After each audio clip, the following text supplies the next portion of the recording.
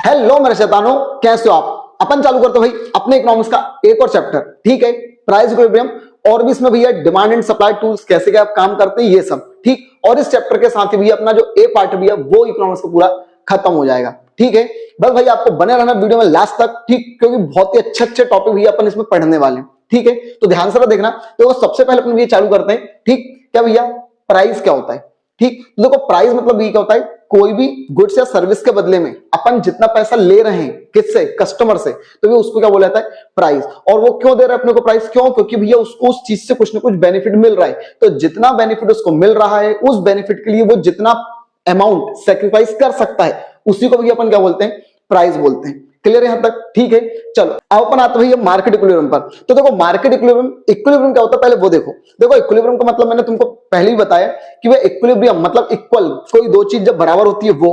दूसरा पॉइंट मैंने क्या बताया भैया कि जब कोई चीज रेस्ट में होती है, ठीक है। तो ये दो पॉइंटों से मिलकर अपन भैया इक्विलिब्रियम का मतलब बनाते हैं। अब बस इसके आगे शब्द क्या लग गया, क्या, मार्केट। तो भैया मार्केट इक्विलिब्रियम मतलब भैया जब डिमांड और सप्लाई दोनों क्या इक्वल होते हैं किसी एक पॉइंट पर, ठीक। तो भैया उसको अपन क्या बोलते हैं भैया, मार्केट इक्विलिब्रियम। और इसी पॉइंट पर अपन क्या करते हैं, प्राइस चार्ज करते हैं। यही प्राइस हम चार्ज करेंगे किसी भी कमोडिटी का, इसलिए बेटा मार्केट इक्विलिब्रियम को ही क्या बोलते हैं भैया, प्राइस इक्विलिब्रियम भी बोलते हैं। क्लियर है। और अगर भैया डिमांड और सप्लाई मिसमैच हो गए, ऊपर नीचे हो गए, तो भैया उसको अपन क्या बोल देंगे, डिसइक्विलिब्रियम। क्लियर है। चलो अब इसको भी एक डायग्राम से अपन देखते हैं। देखो भैया ये होता भी क्या, डिमांड कर्व, ठीक है। डिमांड कर्व हमेशा बेटा स्लोपिंग डाउनवर्ड होता है, क्यों, क्योंकि नेगेटिव क्या रहता है, दोनों के बीच में नेगेटिव रिलेशन रहता है। किसके बीच में, प्राइस और क्वांटिटी के बीच में। जबकि बेटा सप्लाई का जो कर्व रहता है वो अपवर्ड रहता है, क्यों, क्योंकि भैया प्राइस और क्वांटिटी में पॉजिटिव रिलेशन होता है। तो भैया ये दोनों जिस पॉइंट पर मिलेंगे, ठीक है, तो भैया उसी पॉइंट को अपन भैया क्या बोलते हैं, इक्विलिब्रियम बोलते हैं। क्लियर भी यहां तक, ठीक है। ऊपर जो रहता है भैया सरप्लस रहता है, नीचे जो रहता है भैया इक्विलिब्रियम के नीचे वो शॉर्टेज रहता है, ठीक है। तो ये अपना ये था प्राइस इक्विलिब्रियम क्या होता है, ठीक है। ध्यान रखना जिस पॉइंट पर डिमांड और सप्लाई मिलते हैं उस पॉइंट को भी अपन क्या बोलते हैं, इक्विलिब्रियम बोलते हैं, ठीक है। या फिर मार्केट इक्विलिब्रियम, या फिर इस पर अपन वो जो प्राइस चार्ज करेंगे तो वो बन जाएगा प्राइस इक्विलिब्रियम। क्लियर है, ठीक। वो प्राइस जो कंपनी चार्ज करती है जहां पर डिमांड सप्लाई बराबर रहते हैं, ठीक। और वो प्राइस कंपनी की चार्ज क्यों करेगी, क्योंकि उसको भैया उस पोजीशन पर वो रेस्ट में है, उसको भैया चेंज नहीं करना, उसको मैक्सिमम प्रॉफिट हो रहा है उस प्राइस पर, तो भैया उसी को भैया क्या बोलते हैं, प्राइस इक्विलिब्रियम, ठीक है। चलो अब अपन आगे चलते भैया।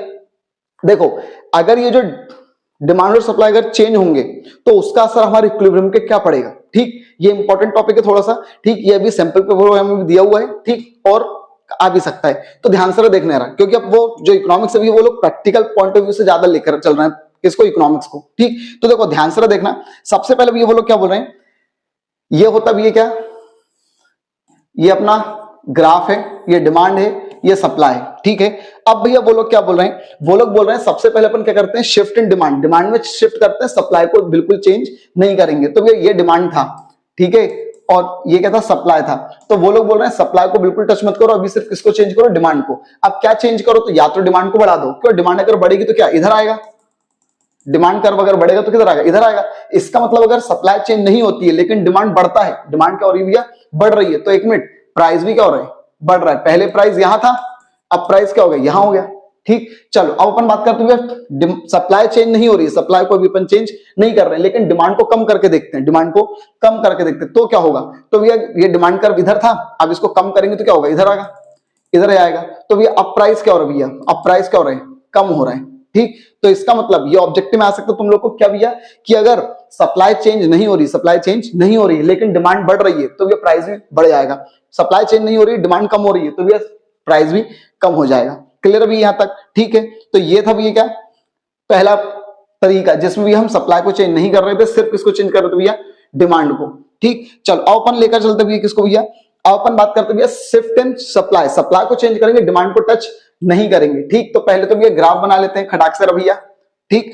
चलो अब अपन क्या कर रहे भैया, डिमांड को टच नहीं करेंगे, सिर्फ सप्लाई को करेंगे। तो पहले तो भैया ये अपन ने ये है डिमांड, ये है सप्लाई। क्लियर भैया। चलो तो अपन लेकर चलते किसको, अपने को डिमांड को चेंज नहीं करना है, ठीक है, सिर्फ सप्लाई को चेंज करेंगे। क्यों, अगर सप्लाई को बढ़ाना है तो बढ़ाना है, इसका मतलब सप्लाई का कर्व इधर आना चाहिए। तो ये लो भैया, अभी प्राइस कहां था, यहां, अब प्राइस कहां है, यहां। एक मिनट, इसका मतलब अगर सप्लाई बढ़ती है तो प्राइस कम होता है, ठीक है। और एक मिनट, अब अगर भैया अपने को सप्लाई कम करना है, क्या करना है, कम, तो अपने को कर्व कहां करना पड़ेगा, इधर करना पड़ेगा। तो लो भैया कर्व अपन ने इधर कर दिया। एक मिनट, अब ये जब अपन ने कर्व इधर करा है तो प्राइस क्या हो गया, बढ़ गया। समझ में आई बात? इसका मतलब ये अगर सप्लाई कम होती है तो प्राइस बढ़ता है। कॉमन सेंस वाली बात है। अगर किसी चीज की भी सप्लाई रुक गई तो भैया कंपनी वाले क्या कर देंगे, उसको प्राइस बढ़ा देंगे। ठीक है, क्योंकि जितने ज्यादा प्राइस में बेचोगे वो लोग तो खरीदेंगे, डिमांड तो है भैया। ठीक है, चलो ये होगा भी अपने क्या दूसरा पॉइंट। देखो मेन ये दो ही थे। ठीक, क्यों? क्योंकि ये देखो ये जो तीसरा पॉइंट है ना, इसमें भैया वो लोग क्या बोल रहे हैं कि डिमांड भी चेंज हो रही है, सप्लाई भी चेंज हो रही है, तो इसमें भैया तो इक्विलिब्रियम बहुत मुश्किल रहता है पहचानना। ठीक है, क्योंकि हर कुछ कभी भी हो सकता है। ठीक है, जैसे वो लोग क्या बोल रहे हैं, वो लोग बोल रहे हैं भैया ये रहा अपना ग्राफ, डिमांड और ये सप्लाई। ठीक, तो वो लोग भैया क्या बोल रहे हैं, पहला पॉइंट भैया क्या बोल रहे हैं, सप्लाई एंड डिमांड दोनों अगर इंक्रीज हो गए, ठीक है, तो ये लो मान लो ये डिमांड भी इंक्रीज हो गया, सप्लाई भी इंक्रीज हो गया। ठीक, तो अब एक मिनट रहा, पहले प्राइस यहां था, अब प्राइस क्या होगा, यहां हो गया, मतलब गिर जाएगा।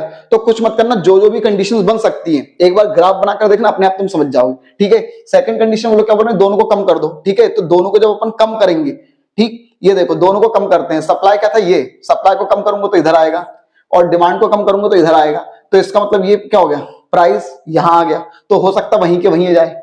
ठीक, तो कुछ भी हो सकता है, किस कंडीशन में, ये वाली कंडीशन में, जब भैया ये डिमांड और सप्लाई दोनों ऊपर नीचे हो रहे हैं। ठीक है, दोनों चेंज हो रहे हैं। अभी अपन ने क्या करा था, एक को चेंज करते थे, एक को चेंज नहीं करते थे। ठीक है, या तो सप्लाई या तो डिमांड को। ठीक, लेकिन इसमें क्या होता है, साइमल्टेनियसली अगर दोनों कम ज्यादा हो रहे हैं तो इक्विलिब्रियम कहीं पर भी आ सकता है। कहां पर, जहां पर भी ये डिमांड और सप्लाई के होंगे, इंटरसेक्ट होंगे। बस इतना सा अपने को लिखना है। ठीक है, चलो तो अपन नेक्स्ट स्लाइड पर चलते भैया।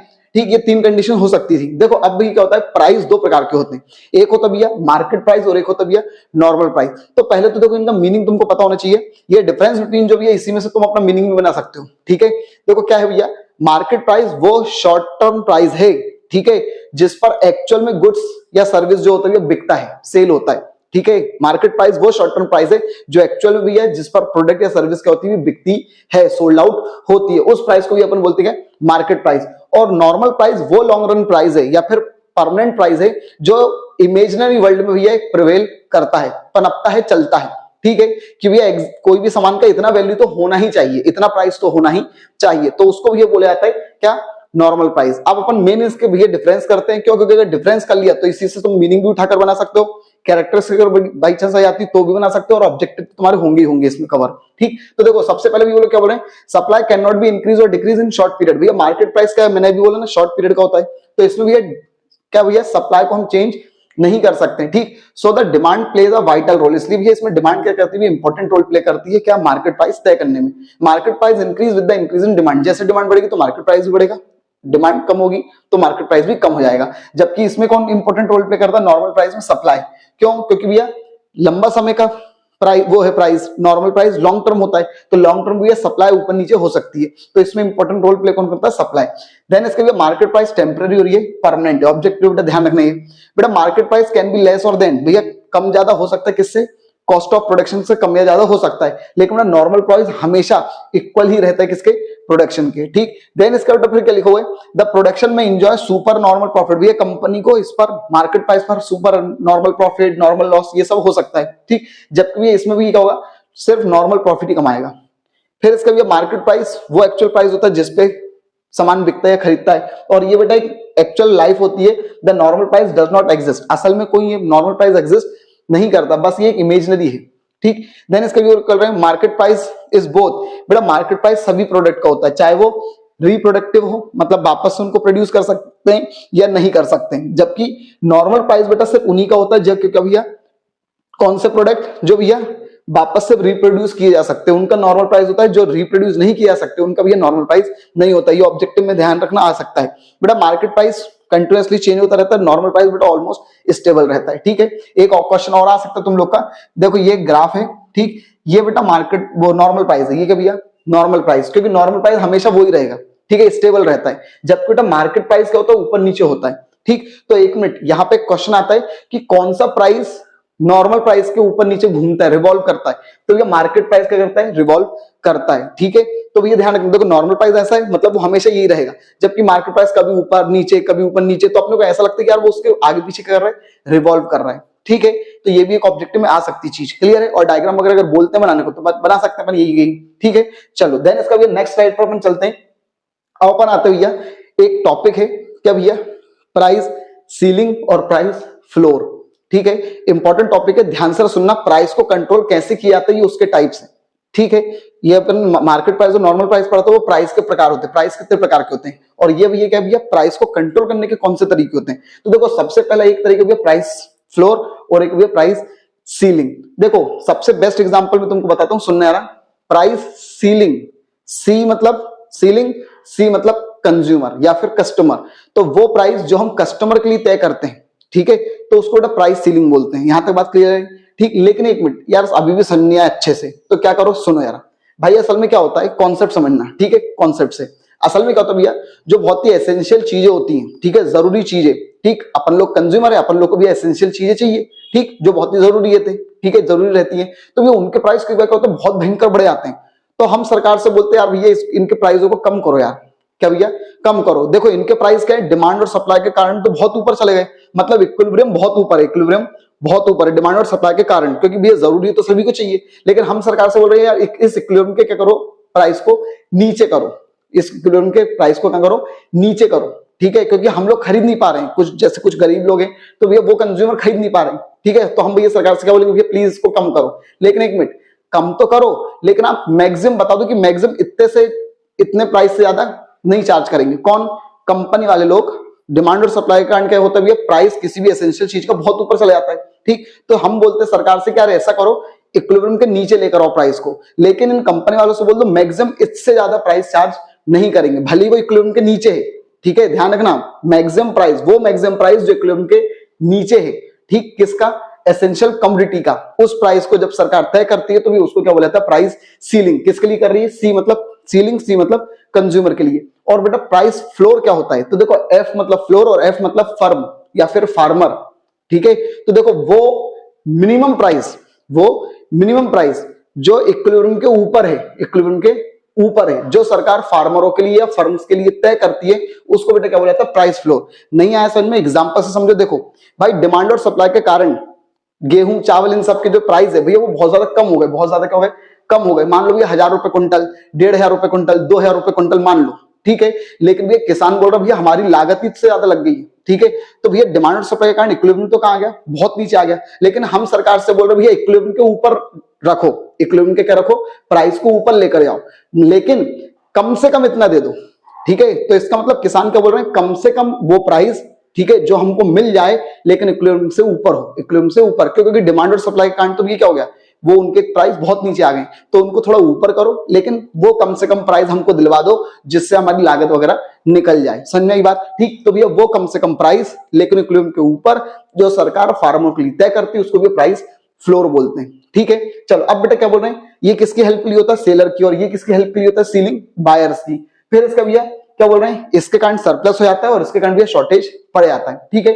चलो ये इनका बेटा डायग्राम है, ठीक है। ये प्राइस फ्लोर का और ये प्राइस सीलिंग का है। तो ये देखो मेन अपन ने पहले प्राइस सीलिंग पढ़ा था, ये देखो डिमांड और सप्लाई यहां पर मिल रहे हैं, इस पॉइंट पे क्या बोलेंगे, इक्विलिब्रियम। लेकिन ये प्राइस बहुत महंगा है भाई, ठीक है, आम जनता खरीद नहीं पा रही है, तो हम क्या बोलते हैं, भैया कम करो प्राइस, क्या करो भैया, कम करो। तो भैया सरकार ने प्राइस ये तय कर दिया, ठीक है। तो भैया इसको भी क्या बोला जाता है, प्राइस सीलिंग, ठीक है। क्लियर भैया, वो प्राइस जो इक्विलिब्रियम के नीचे है लेकिन मैक्सिमम है, ठीक है, ये मैक्सिमम प्राइस है, इससे ज्यादा कोई भी कंपनी चार्ज नहीं कर सकती कंज्यूमर से, ठीक है। चलो देन इसका भी क्या होता है अब, और ये क्या होता है भैया, शॉर्टेज वगैरह हो जाती है चीजों की, ठीक है, जिसके कारण तो भैया सरकार फिर क्या कर देती है, मैक्सिमम प्राइस चार्ज कर देती है कि भैया इससे ज्यादा नहीं होना चाहिए, ठीक है। देन इसके भैया प्राइस फ्लोर क्या होता है, तो देखो इक्विलिब्रियम यहां पर मिल रहा है, ठीक, लेकिन हमने सरकार से बोला भैया, हम किसान है मान लो, हमने सरकार से बोला भैया डिमांड और सप्लाई के कारण प्राइस तो बहुत कम हो गया, बहुत क्या हो गया, कम हो गया, ठीक। तो भैया आप क्या करो, इसको थोड़ा ज्यादा करो, ठीक है। तो इक्विलिब्रियम के ऊपर प्राइस चार्ज करना है, ठीक है। चलो तो भैया इसको क्या बोला जाता है, प्राइस फ्लोर बोला जाता है, ठीक। वो प्राइस जो इक्विलिब्रियम के ऊपर है, ठीक, लेकिन कम से कम प्राइस जो इक्विलिब्रियम के क्या ऊपर है, ताकि भी हमको क्या मिल सके भैया, एक मिनिमम कॉस्ट हमारी कवर हो सके, ठीक है। वो होता है प्राइस फ्लोर। चलो अब इसका भी अपन लास्ट अपन करते हैं, प्राइस सीलिंग और प्राइस फ्लोर में डिफरेंस, और खत्म करते हैं। सबसे पहला पॉइंट भैया प्राइस, ये वो प्राइस होता है जो इक्विलिब्रियम के नीचे सेट किया जाता है, ठीक है, और ये वो प्राइस होता है जो इक्विलिब्रियम के ऊपर सेट करा जाता है। फिर बेटा मार्केट कंडीशन, इसमें बेटा शॉर्टेज हो जाता है और इसमें भी हो जाता है सरप्लस। देन इसका भी एडवांटेज, तो इसमें कंज्यूमर को एडवांटेज होता है ताकि भी वो एसेंशियल गुड्स को कर सके, परचेज कर सके, और इसमें भी इन्फ्लेशन को कम करने की ट्राई किया जाता है। जबकि बेटा इसमें हायर वेज होता है, ठीक है, higher wage rate help the unskilled labour to get higher and stable income. ठीक है भैया, हम भाई जो लेबर है, किसान वगैरह मान लो कोई भी, तो भैया वो अगर अपनी कॉस्ट ही नहीं निकाल पाएंगे तो जो अनस्किल्ड वर्कर है, उनकी जो खेतों में जो काम करते हैं, उन लोग को वो ज्यादा पैसे दे पाएंगे क्या? नहीं। तो भैया कंपनी वो गवर्नमेंट क्या करती है, मैक्सिमम प्राइस बता देती है, मतलब मिनिमम प्राइस है लेकिन इक्विवेलेंट से ऊपर, ताकि भैया फार्मर को भी पैसा मिल जाए और वो लोग लेबर को भी अपना पैसा अच्छा खासा दे दें। प्रोटेक्ट प्रोड्यूसर, प्रोड्यूसर की इनकम को बचाने के लिए ये सब किया जाता है। अब इसके बुरी बातें क्या है, तो बेटा इमरजेंस ऑफ ब्लैक मार्केटिंग, इसके कारण भी होती है, ब्लैक मार्केटिंग कई बार हो जाती है। ठीक है, प्रोड्यूसर प्रोड्यूस कम क्वांटिटी में भैया वो प्रोड्यूस करने लग जाते हैं, बोलते हैं यार प्राइस ही नहीं मिलेगा तो क्या करेंगे, कम बनाओ। ठीक है, producer tend to receive illegal payment, कई बार इलीगल पेमेंट, इलीगल तरीके से भी उनको पेमेंट मिलती है, वो इलीगल तौर पे ब्लैक मार्केटिंग के तौर पे बेच देते हैं।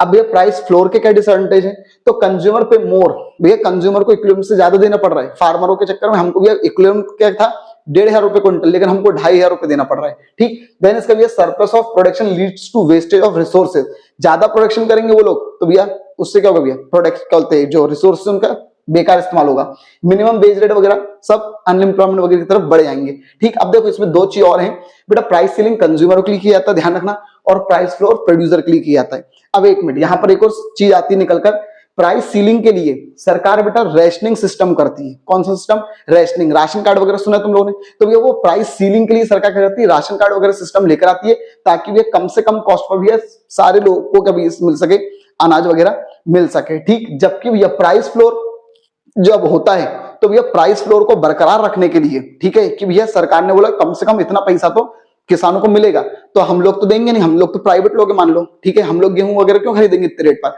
तो सरकार क्या करती है, सरकार भैया किसानों से खरीद लेती है। ठीक, और इतना खरीद लेती है कि उनके पास बफर स्टॉक बन जाता है। ठीक, तो भैया उसको क्या बोलते हैं, प्राइस फ्लोर के तहत क्या होता है भैया, बफर स्टॉक बनता है। ठीक, और प्राइस सीलिंग लागू करवाने के लिए भी सरकार क्या करती है, रेशनिंग सिस्टम लेकर आती है। क्लियर है, किसानों से एक मिनिमम रेट पर खरीद लिया सरकार ने, लेकिन इक्विवेलेंट के ऊपर, और उसी को भैया इक्विवेलेंट के नीचे, ठीक है, एक रेट है मैक्सिमम रेट, उस पर भैया लोगों को दे दिया।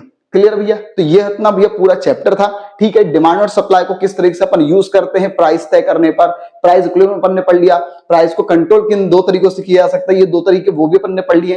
अब अपना ये जो ए पार्ट है इकोनॉमिक्स का भैया, वो आज हो गया भैया पूरे तरीके से खत्म। ठीक है, बाकी भी अकाउंट्स, बिजनेस और इकोनॉमिक्स के जो सैंपल पेपर वगैरह है वो सब भैया जो अपना चैनल उस पर भी डले हुए हैं। ठीक, अब वो सारे जाकर देखो भैया। ठीक है, इकोनॉमिक्स का आजकल में भैया डल जाएगा। ठीक है, बाकी अकाउंट्स और बिजनेस स्टडीज का डल चुका है।